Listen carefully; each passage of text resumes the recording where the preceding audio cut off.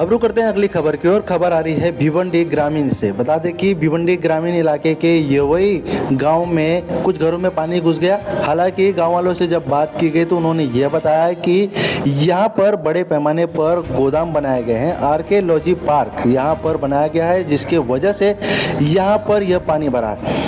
हमने जब इसकी जानकारी लेनी चाहिए तो उन्होंने यह बताया कि यहाँ पर आर्कियोलॉजी पार्क जब बनाया गया था तो यहाँ पर जो नैसर्गिक नाला है उसके साथ छेड़छाड़ की गई, उसमें भरनी करने के बाद उसे छोटा बना दिया गया, जिसके बाद यहाँ पर यह नाले का पानी अब बाहर जा रहा है, गांव में घुस रहा है और गांव में कई घरों में पानी घुस गया, जिसके वजह से यहाँ के घरों में पानी घुसने की वजह से घरों का नुकसान हो गया। घर में रखे काफ़ी सामान नुकसान हो गए। और हम आपको बता दें कि यहाँ के लोगों ने यह आरोप लगाया है कि यह पूरा जिम्मेदारी जो है यहाँ पर जिस तरह से नाले के साथ छेड़छाड़ की गई और उसका मार्ग बदला गया और उसे छोटा कर दिया गया, जिसके बाद यहाँ के लोगों ने इसकी तकरार भी की है, लेकिन उसके ऊपर कोई भी कार्रवाई नहीं की गई। फिलहाल गांव वालों ने यह कहा है कि अगर इस नाले को जल्द से जल्द सही ढंग से और उसी अवस्था में नहीं किया गया तो वो आंदोलन भी करेंगे। फिलहाल उन्होंने इस पूरे मामले की तकरार की है, लेकिन अभी तक कोई कार्रवाई नहीं की गई।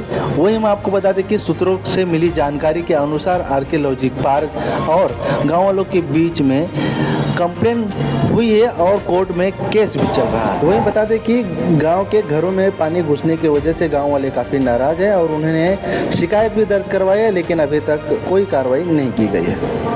त्याच्यामुळे जो नैसर्गिक नाला आहे त्याचा सगळा मार्ग त्यांनी चेंज करून हे अनधिकृत बांधकाम केल्यामुळे इतके पूर स्थिती निर्माण होते आणि आजूबाजूच्या घरांना जमिनीला पूर्ण धोका होतो, घरात पाणी जातो। याच्या अनधिकृत बांधकामामुळे इथल्या स्थानिक लोकांना खूप त्रास होत आहे, म्हणून यांनी प्रशासनाने याची दखल घ्यावी आणि माझी स्वतःची MMRDची ऑर्डर आहे, तोडायची कोणत्या प्रकारची कारवाई होत नाही याच्यावरती। याची दाखवतील, आम्ही आलो होतो, काय फायदा? बरोबर, तुम्ही तुमचे जुने नाले करा ना, जुने नाले होते का नाही? तुम्ही परमिशन देताना तर कोणी अडवलं पाहिजे, तुम्ही अडवलं पाहिजे। जो याच्यावर बॉडीवर आहे त्याने अडवलं पाहिजे ना, का बाबा हा जुना नाला पहिले कम्प्लीट करा ना, मग आम्ही करा ना। अरे सारे गरीब लोक आहेत, आपल्या घरात पाणी आहे, घरात पाणी घुसतं, काही कसं जेवण करायचं? हा, ते साधे बोलणार न बोलणार माणसं आहेत ती, आपण काहीतरी करायचं। गाव मध्ये रणधीर म्हात्रे यांचा आर्कियोलॉजी वर्ल्डचा प्रोजेक्ट आहे। प्रोजेक्ट बांधून झाल्यानंतर आम्ही त्याला पहिला तर काय परमिशन ग्रामपंचायतकडून काय घेतलेली नाहीच आहे।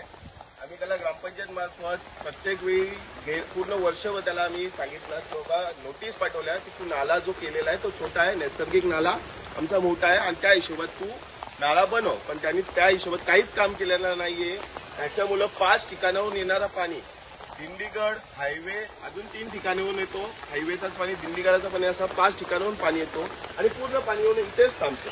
इथे नाला छोटा असल्या कारणाने पूर्ण याच्यामध्ये पाणी भरला जातो। आदिवासी घर आहेत, पूर्ण इथे आदिवासी घर आहेत आणि या सर्वांच्या याच्यामध्ये पाणी जातं घरामध्ये आणि या लोकांना कुठल्याच प्रकारची म्हणजे कुठली आर्थिक सहाय्यता होत नाही, काहीच नाही, उलटा नुकसान होतं, दरवर्षी नुकसान होतं। तलाठी साहेब येतात, पंचनामा करतात, भेटून जातात। तहसीलदार साहेब बोलवला होता, त्यांनी सांगितलं की आम्ही पोलीस फोर्स लावून करून घेतो, तरी पण त्यांच्याकडून काहीच नाही। तुम्ही असं बोलू शकता की हे सगळं पॉवरचा मिसयूज चालू आहे आणि सामान्य माणसाला त्याचा खूप त्रास होतो। माझा एकच म्हणणं आहे, एक विनंती आहे खासदार साहेबांना, खासदार साहेब जसे तुम्ही निवडून आल्याच्या दुसऱ्या दिवशी अनधिकृत बांधकाम बघायला कालेरला गेले होते ना, तसाच तुमच्या स्वतःच्या साईडवरती येऊन एकदा फेरी मारावी आणि आम्ही लोकांचा काय त्रास आहे आम्हाला ते पण समजून घ्या तुम्ही, जेणेकरून तुम्ही तरी काय ते तोडगा काढाल।